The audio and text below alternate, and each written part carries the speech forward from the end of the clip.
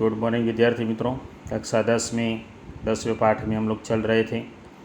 आज हम अभ्यास करने वाले हैं लेंस के द्वारा प्रतिबिंब बनना। हमने दर्पण के प्रतिबिंब देखे थे, बिल्कुल उसी तरह से लेंस के प्रतिबिंब देखेंगे हम। हमारा आज का सवाल है कि गोलीय लेंस द्वारा प्रतिबिंब बनाने के लिए कौन से किरणों का उपयोग किया जाता है, चित्र बनाकर समझाइए। तो ये पूरा आंसर आने वाला है, पूरा का पूरा लिखना है।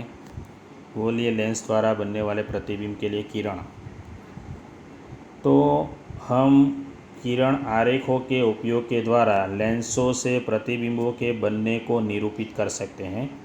किरण आरेख लेंसों में बने प्रतिबिंबों की प्रकृति, स्थिति और आपेक्षिक साइज का अध्ययन करने में भी हमारी सहायता करेंगे। लेंसों में किरण आरेख बनाने के लिए गोलीय दर्पणों की भांति हम मात्र दो किरणों पर विचार कर सकते हैं। पहली बात देखते हैं कि बिंब से मुख्य अक्ष के समांतर आने वाली कोई प्रकाश किरण उत्तल लेंस से अपवर्तन के पश्चात लेंस के दूसरी ओर मुख्य फोकस से गुजरेगी। इसकी चर्चा हमने पहले भी की थी। ये मुख्य अक्ष के समांतर आने वाली ये किरण अपवर्तन के बाद यहाँ पर हमेशा F से गुजरेगी। याद रखिए, मुख्य फोकस F से गुजरेगी। उसी प्रकार यदि अवतल लेंस होगा, इस प्रकार का अवतल लेंस होगा, तो इस स्थिति में प्रकाश की किरण चित्र में दर्शाए गए अनुसार लेंस के उसी ओर स्थित मुख्य फोकस से, यहाँ पर मुख्य फोकस से अपसरित होती प्रतीत होती हैं। दूसरा प्रकार देखते हैं कि मुख्य फोकस, यहाँ पर मुख्य फोकस से उसमें से गुजरने वाली रेखा प्रकाश की किरण उत्तल लेंस से अपवर्तन के पश्चात मुख्य अक्ष के समांतर निर्गत होगी, जबकि अवतल लेंस में मुख्य फोकस पर मिलता प्रतीत होने वाली प्रकाश किरण, यहाँ पर मिलने वाली प्रतीत होने वाली प्रकाश की किरण अपवर्तन के पश्चात मुख्य अक्ष के समांतर निर्गत होगी। तीसरा प्रकार देखते हैं कि प्रकाशिक केंद्र से गुजरने वाली प्रकाश की किरण अपवर्तन के पश्चात बिना किसी विचलन के निर्गत होगी, आर पार निकल जाएगी। आगे चलते हैं। उत्तल लेंस द्वारा प्राप्त प्रतिबिंब के प्रकार। तो उसके लिए हमें सारणी 10.4 लिखनी पड़ेगी और सारणी 10.4 के बाद ये 6 आकृतियाँ बनानी पड़ेगी। यहाँ पर देखिए A, B, C,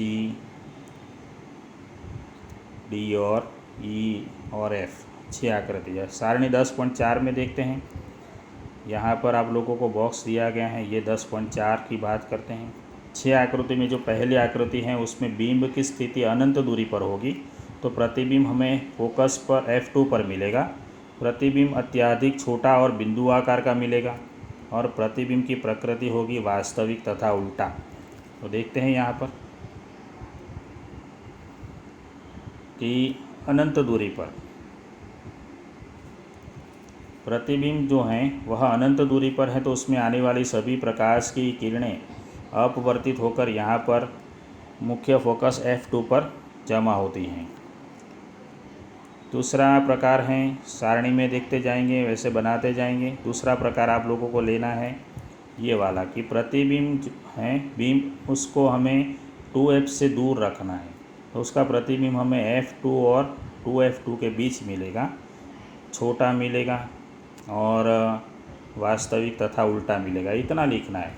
इतना लिखने के बाद आप लोगों को ये दूसरा चित्र बनाना है, ये वाला दूसरा चित्र कि हमने बिंब को 2F से थोड़ा सा दूर रखा हुआ है और उसका प्रतिबिंब हमें यहाँ पर मिलेगा F2 और 2F2 के बीच मिलेगा, वस्तु से छोटा मिलेगा, वास्तविक और उल्टा मिलेगा।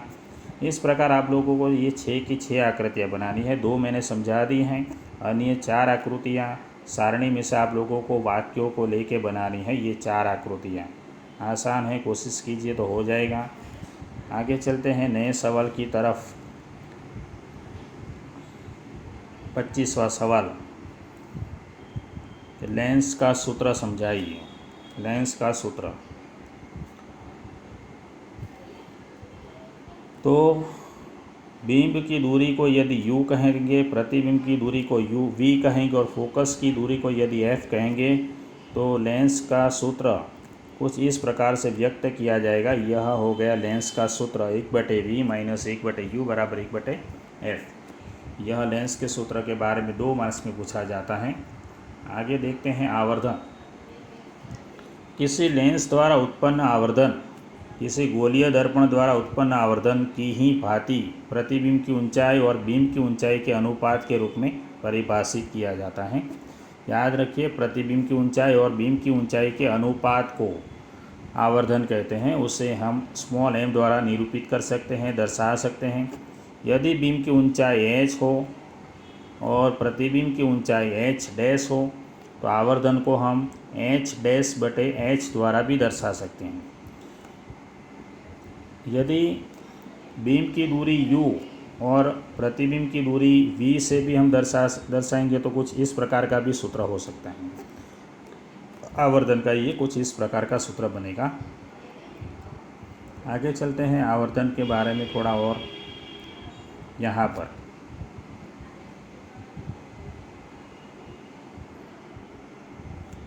कि m तथा h डैश के ऋणात्मक चिन्ह दर्शाते हैं कि प्रतिबिंब उल्टा और वास्तविक होता है। ये भी याद रखना है आप लोगों को। आखिरी मुद्दा लेते हैं हम लोग, लेंस की क्षमता। आप जानते हैं कि किसी लेंस की प्रकाश किरणों को अभिसरित अथवा अपसरित करने की क्षमता उसकी फोकस की दूरी पर निर्भर होती है। जैसे कि कम फोकस की दूरी का एक उत्तल लेंस प्रकाश किरणों को बड़े कोण से मोड़कर उन्हें प्रकाशिक केंद्र के निकट फोकसित करता है। इसी प्रकार कम फोकस की दूरी का एक अवतल लेंस अधिक फोकस की दूरी के लेंस की अपेक्षा प्रकाश किरणों को अधिक अपसरित करता है। किसी लेंस द्वारा प्रकाश किरणों को अभिसरण तथा अपसरण करने की मात्रा को उसकी क्षमता के रूप में व्यक्त किया जा सकता है। इसके अक्षर P द्वारा इसे निरूपित कर सकते हैं। किसी फोकस की दूरी के लेंस की क्षमता अर्थात P बराबर 1/f। लेंस की क्षमता का मात्रक है डायोप्टर, जिसे हम कैपिटल D द्वारा दर्शा सकते हैं और f को मीटर में व्यक्त कर सकते हैं, तो डायोप्टर में भी व्यक्त किया जा सकता है। एक डायोप्टर उस लेंस की क्षमता है जिसकी फोकस की दूरी 1 मीटर हो, यानी कि एक डायोप्टर बराबर 1 मीटर।